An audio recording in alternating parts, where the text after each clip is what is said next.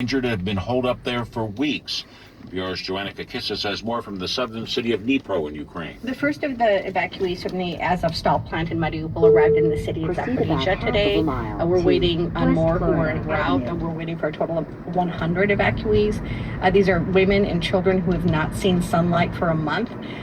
The UN and the Red Cross managed to set up these evacuations by securing a short ceasefire from Russia. But, after the evacuees left, the Russians began bombing Mariupol again. The Russians have all but destroyed the city. NPR's Joanna Kakissis, an unknown number of civilians as well as Ukrainian forces have been holed up in the Azovstal steelworks. The U.S. believes, meanwhile, Russia is planning to annex parts of Ukraine and hold it, as one official puts it, in sham referenda.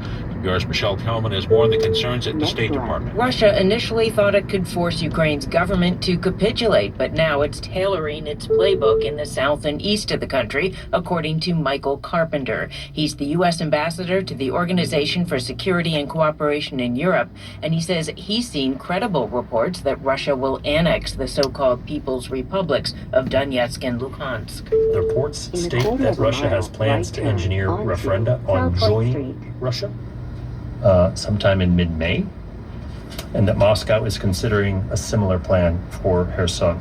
That's an area in southern Ukraine. Michelle Kellerman, NPR News, the State Department. The federal jury has found a former New York City cop guilty of assaulting a police officer guarding the U.S. Capitol from a pro-Trump mob during the January 6, 2021 attack. NPR's Ryan Lucas has more on the verdict from the Capitol riot trial. The Washington, D.C. jury found retired NYPD officer Thomas Webster guilty on all 6 counts. That includes the charges of assaulting a law enforcement officer, as well as entering a restricted building with a deadly weapon.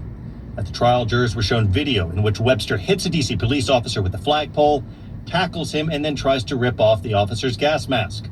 The 56-year-old Webster took the stand at his trial and argued that he was only acting in self-defense, and he accused the cop of starting the fight. Webster is the 4th Capitol riot defendant to take his case to a jury trial. I'm just going to be invading the Capitol. 4 of those trials have ended If you get in the way, it's your own fault. Ryan Lucas, NPR News, Washington. Spirit Airlines says its board is shooting down a $3.6 billion bid from rival JetBlue, saying while higher than an alternate bid, it's concerned regulators won't approve the deal.